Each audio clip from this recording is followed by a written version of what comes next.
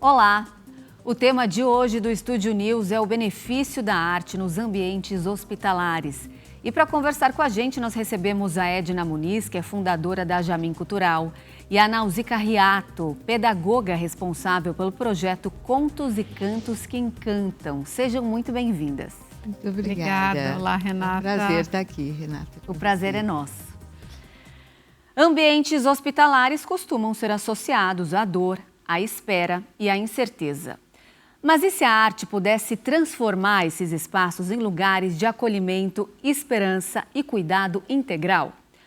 Sua contribuição hoje já é indiscutível e, segundo pacientes, familiares e profissionais de saúde, ela pode sim fazer parte do processo de cura. O projeto Contos e Cantos que Encantam está há 25 anos levando música e histórias a todas essas pessoas. Vamos ver um pouco desse trabalho.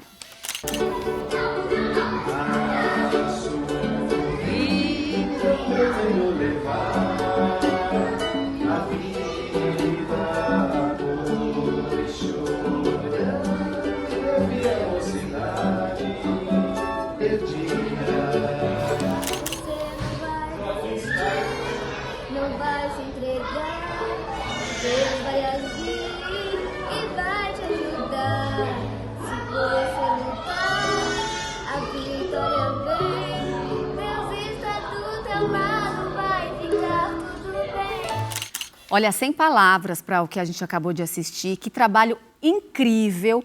Eu quero começar te perguntando, Edna, como que o projeto nasceu?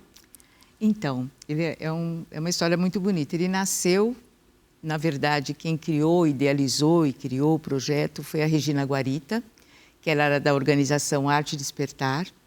E ela ficou 23 anos fazendo esse trabalho. E aí um dia ela resolveu que ela não ia mais continuar com a organização e que ela iria trabalhar só com pesquisa.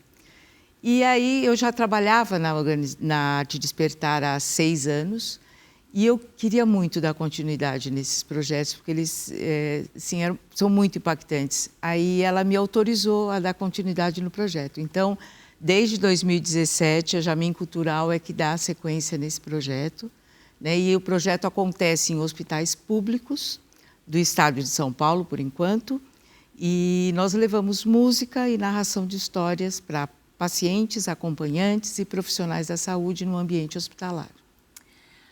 Agora, Nausica, falar de arte dentro de hospitais ainda causa estranhamento em parte da sociedade? Há quem duvide de seus efeitos?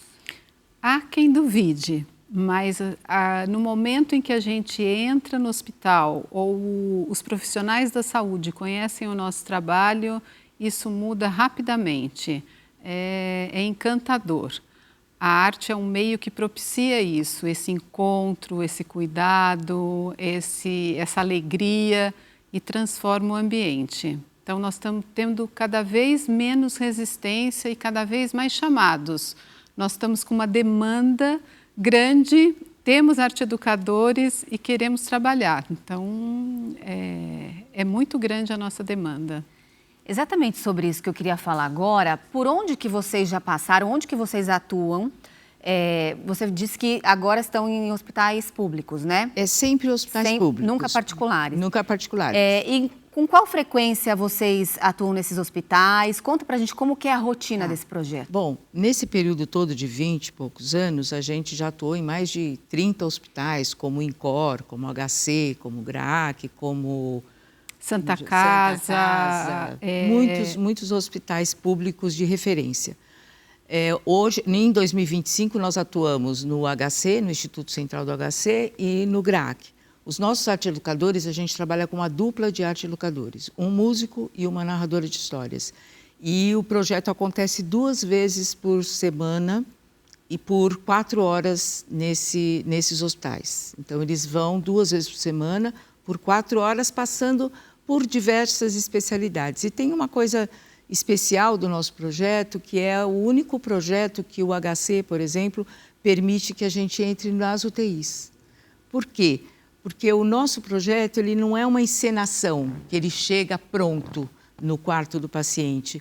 Primeiro, o arte educador fala com esse paciente, tenta entender um pouquinho de onde ele vem, a cultura dele, e a partir daí é que eles tiram de todo um portfólio que eles têm, que é gigantesco, uma música ou uma história. Então, ele é incrível nesse sentido. Ele não acontece sem um motivo. Primeiro ele fala com o paciente ou com o acompanhante e traz um pouquinho da história de vida deles. Isso é espetacular, porque a gente está falando aqui de um trabalho que ele é direcionado, né? Vocês não entram lá e cantam uma música aleatoriamente. Não. Inclusive, os setores que a gente trabalha também é determinado junto com o profissional da humanização dos hospitais. É um contato muito próximo que a gente tem com eles, né, semanalmente, e eles orientam. Então, uma dupla de trabalho, ela está sempre no hospital dia, está sempre na quimioterapia, a outra está sempre no queimados, a outra está sempre na UTI, porque isso propicia o contato próximo com os técnicos que estão ali dentro, com os médicos, com os enfermeiros e com o próprio paciente em caso de longa duração. O setor de queimados é UTIs, hemodiálise, né? Então, a gente encontra o mesmo paciente, o mesmo profissional da saúde semanalmente. Um trabalho muito bem pensado, interessantíssimo. Agora, de que forma a arte contribui, então, para tornar o ambiente hospitalar mais humano? Quais os benefícios ela pode trazer para pacientes, acompanhantes e também para os profissionais de saúde? Para o paciente, ele reduz o estresse, isso são coisas, a ansiedade do paciente. Você imagina, um paciente num leito de hospital, ele não consegue pensar em muita coisa boa, né? É difícil. Então, o que acontece? Quando chegam os arte-educadores, ele sai um pouquinho daquele momento dele, por isso que a gente fala que a gente transforma momentos de vida.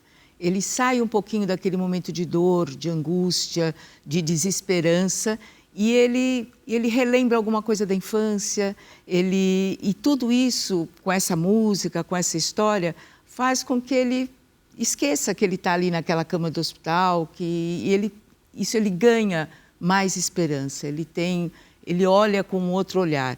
Para o acompanhante, você imagina o acompanhante, ele tem que acompanhar, não pode fazer nada, está vendo aquele sofrimento, tem que ficar lá o dia todo quando são idosos e crianças. Então, esse acompanhante também precisa, né, de um carinho, de uma forma dele se expressar, sair daquela nuvem que ele está. E o profissional da saúde, com certeza, a gente transforma o ambiente hospitalar. Então, o profissional da saúde, os nossos educadores chegam primeiro e se apresentam na enfermaria daquele setor. E eles falam, não, eu só vou te falar que quarto você pode ir depois que você fizer alguma coisa para a gente. Porque eles também são muito carentes, né, disso. Eu acho que a NAU pode complementar bem esse aspecto. A gente tem uma demanda grande da parte do profissional da saúde, como a Edna comentou, eles chamam a gente, eles querem que os arte-educadores façam com eles também. Com os pacientes é muito tranquilo, muito acolhedor.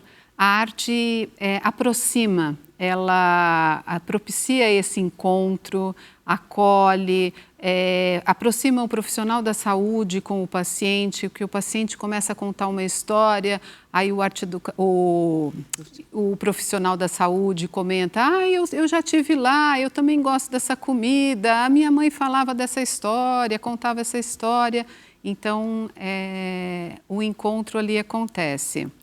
A gente tem profissionais da saúde que desabafam ali com a gente. Hoje aqui no Incor entrou um senhor trazido pelo filho. No fim, o filho passou mal, teve um ataque cardíaco e ele faleceu. E a mãe ficou aqui. Então, assim, uma vontade de conversar, de contar os casos, de dividir com a gente é muito grande. E a música, ela é universal. A gente tem hinos dentro de hospital. Você começa a cantar o Roberto Carlos, Eu Tenho Tanto para Te Contar. Assim, o corredor inteiro começa a cantar, recepção, Asa Branca é outro hino dentro do hospital. Jura? Você canta, todo mundo começa a cantar, a batucar, a chamar. É emocionante. E os arte-educadores, eles têm, como eles têm esse repertório muito extenso, por exemplo, um arte-educador entrou num quarto onde tinha uma senhora oriental e ela estava bem abatidinha. Ele sabia uma música em japonês, cantar e tocar.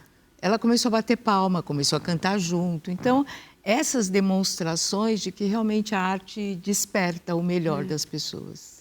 Agora, vocês falaram aqui de idosos, crianças. O tipo de abordagem, ele é diferente se você está trabalhando com criança ou com adulto? Muito diferente. É a abordagem com as diferentes faixas etárias e os diferentes ambientes.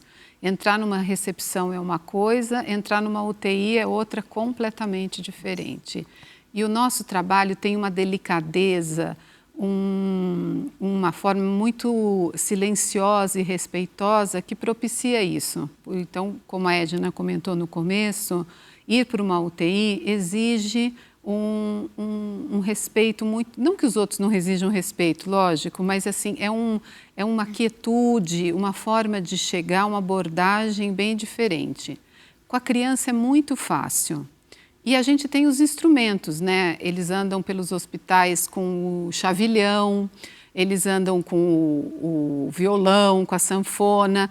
Então, isso chama muito atenção já. A hora que você está passando pelos corredores, ai, vem aqui, por favor, nossa, deixa eu ver sua sanfona, você conhece essa música? Então, a música, ela chama muito atenção rapidamente. As histórias é na hora da conversa, da onde você é, o que você tem, o que você gosta de comer.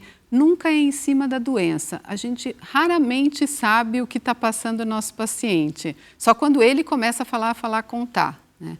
Aí a narradora vem, traz uma história e depois disso muitas vezes a gente ouve e fala, nossa, isso é mágico, não pensei que por esse lado...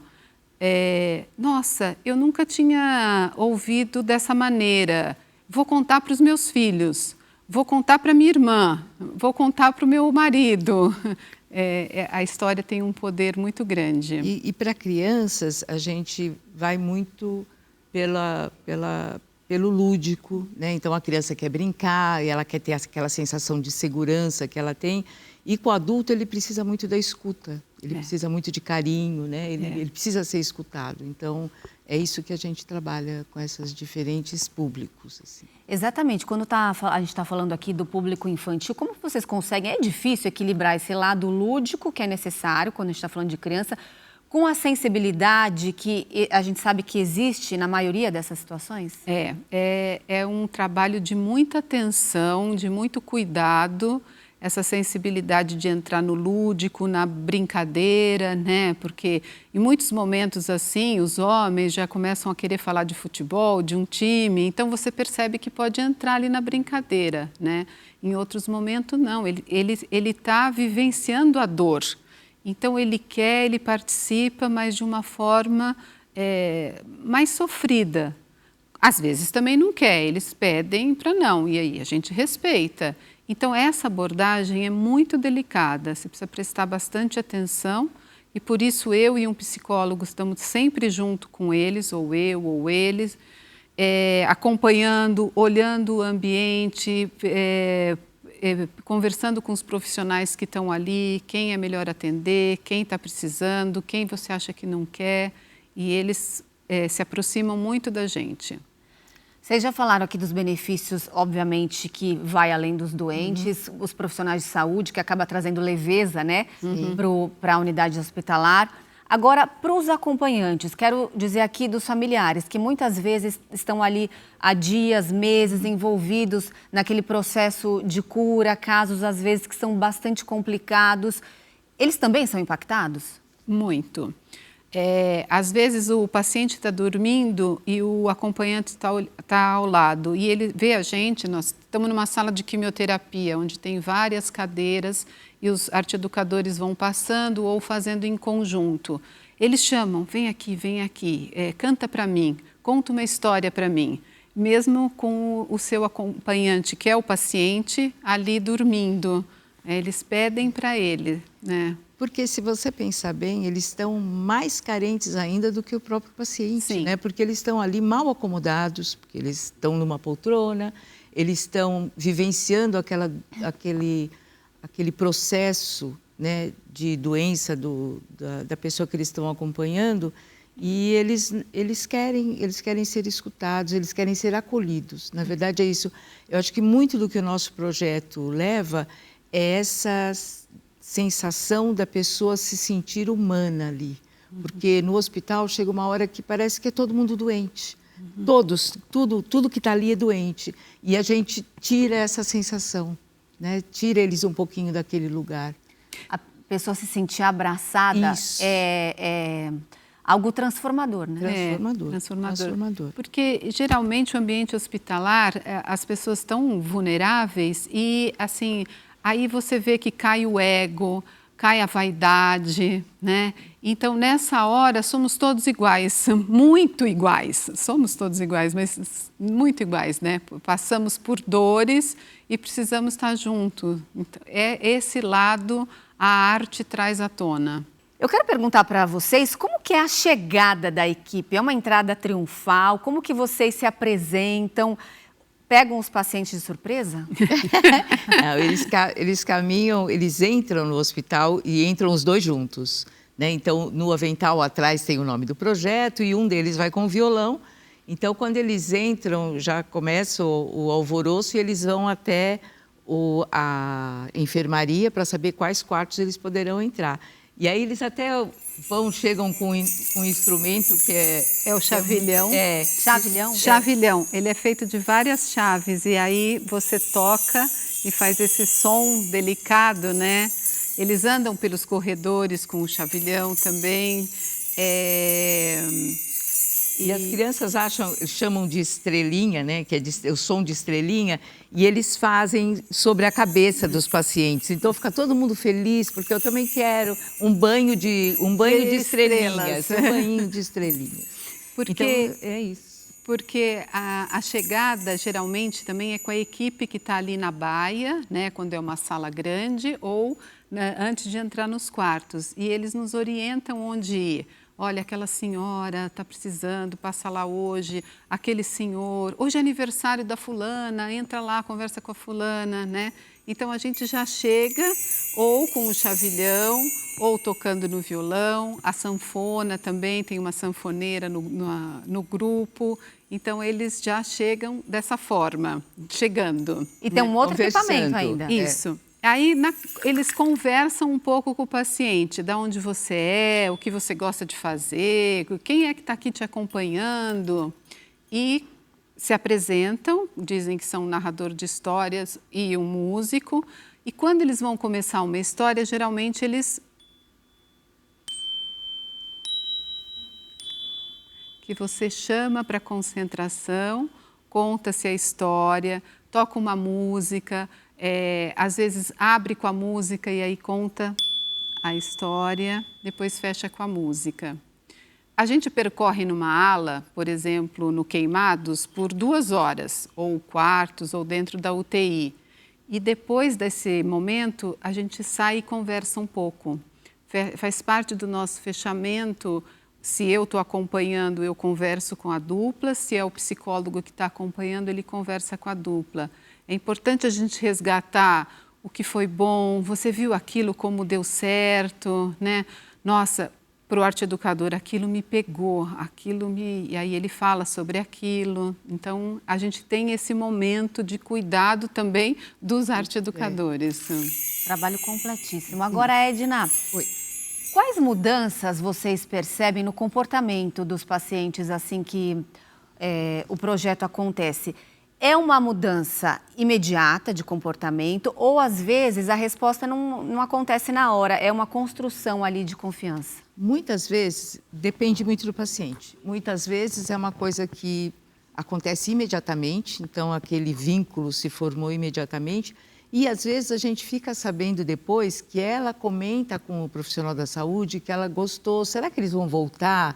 Porque a pessoa está ainda naquele processo, não conseguiu se abrir totalmente, mas eles sempre comentam de que, eu gostei muito, eu quero que venha. Aquelas que são mais fogosas, aí elas chamam os profissionais da saúde para filmar, porque eu quero mandar para minha mãe lá não sei aonde. Então, eles têm isso, mas é um processo. O ideal seria, o mundo ideal, seria que a gente pudesse estar lá todos os dias. Essa seria a grande chave do sucesso, porque a gente sabe que a arte, ela funciona ligada à saúde com continuidade, né? Então, quanto mais vezes a gente conseguir estar nesse ambiente, mais humanizado ele vai estar, né? Então, o ideal seria isso. Hoje a gente não consegue, por conta que esse projeto é um projeto incentivado por lei federal de incentivo à cultura, a gente depende de patrocínio e a gente tem concorrências de grandes peças teatrais, né? Então, a gente sofre um pouquinho nesse sentido, mas ele só funciona 100% se ele tiver continuidade. Nesse ponto que eu queria chegar mesmo, imagino que existam desafios para manter projetos culturais dentro de hospitais. Quais são os maiores obstáculos, as maiores dificuldades que vocês encontram aí pelo caminho? Eu acho que hoje o maior obstáculo é que nós estamos num mundo em que a gente não consegue mais falar com as pessoas. Então, eu comecei como captadora de recursos, então, em 10 anos atrás, a gente conseguia falar com as pessoas. Então, você ligava nas empresas e falava com a pessoa que cuidava de responsabilidade social. E hoje a gente não consegue mais falar com as pessoas. Então, a gente depende muito da pessoa conhecer o nosso projeto, mas a gente não tem oportunidade de falar o que a gente está falando para você aqui hoje. Porque o nosso projeto não é uma peça teatral que tem esse começo, esse fim, é aquele ator e pronto. Não, o nosso a gente precisa sensibilizar os apoiadores para eles entenderem o valor do nosso projeto.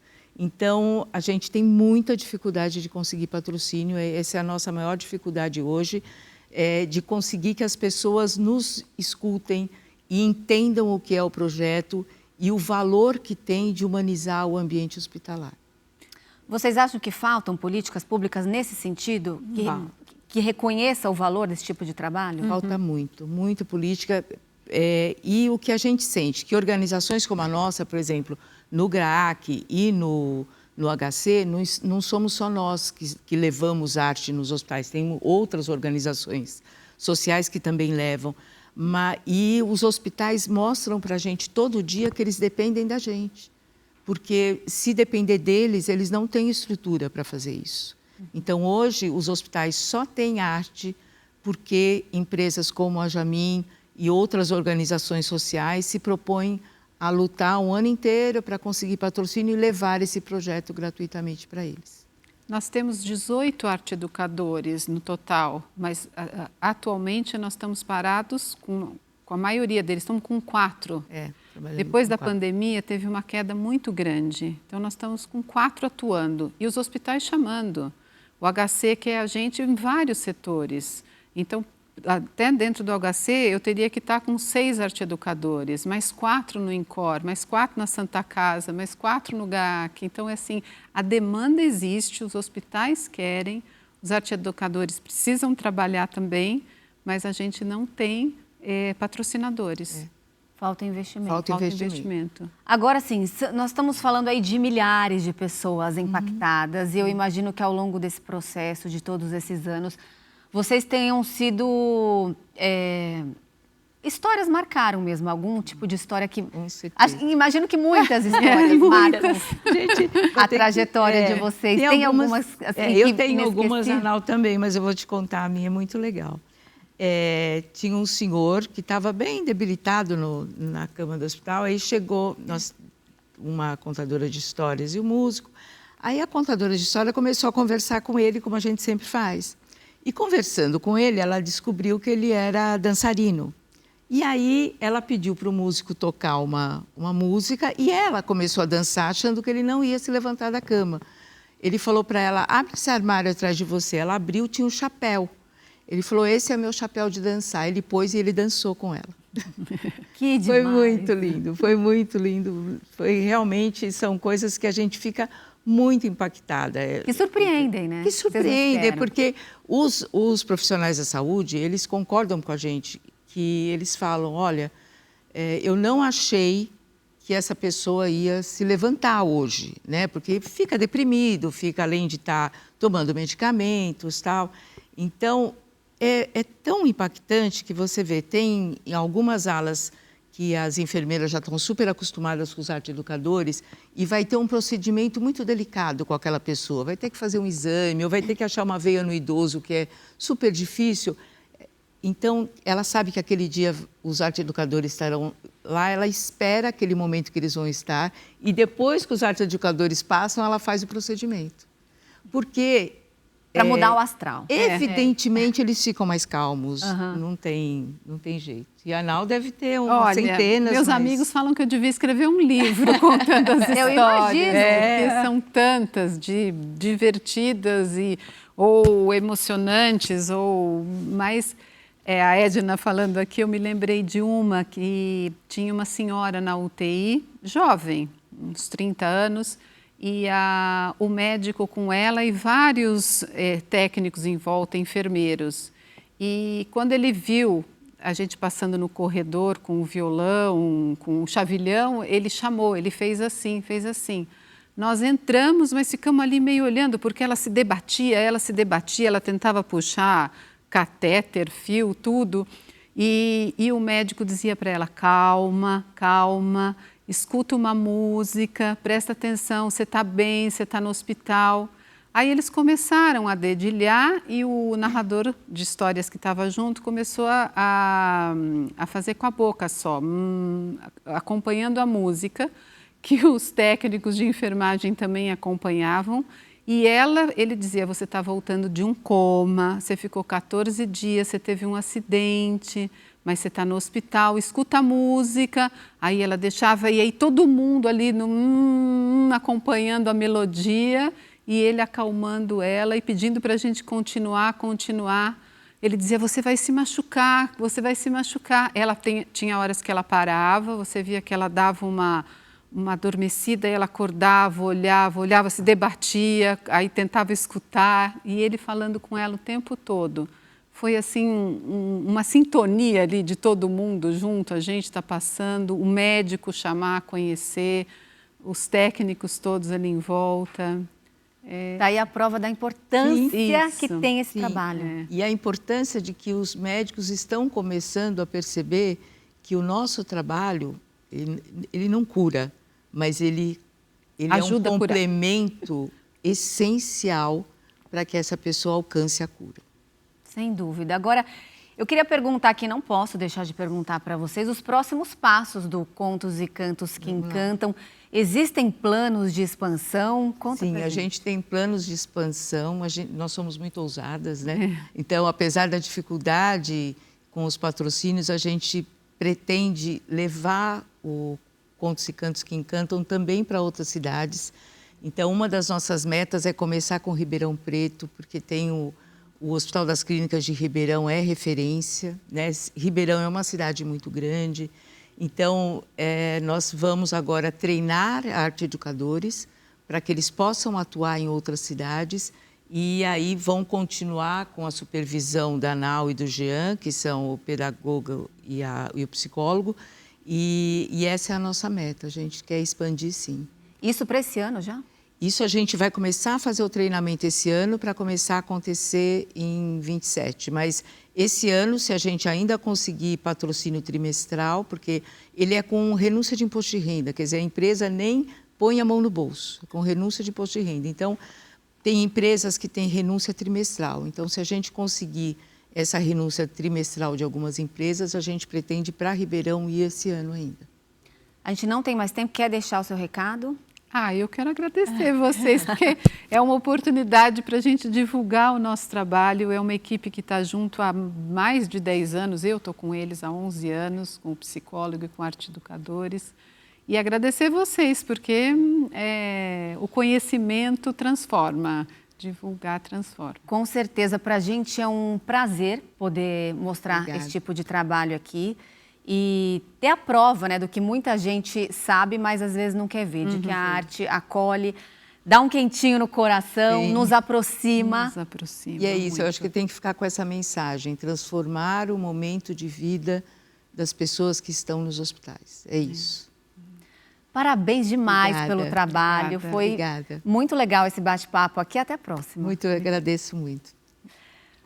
O Estúdio News de hoje fica por aqui. Eu conversei com a Edna Muniz, fundadora da Jamin Cultural, e com a Nauzi Carriato, que é pedagoga responsável pelo projeto Contos e Cantos que Encantam. E você aí já pode acompanhar essa entrevista pelo nosso canal no YouTube, no Record Plus, e também pelo nosso podcast disponível no Spotify e no Deezer. Eu espero você no próximo programa. Até lá!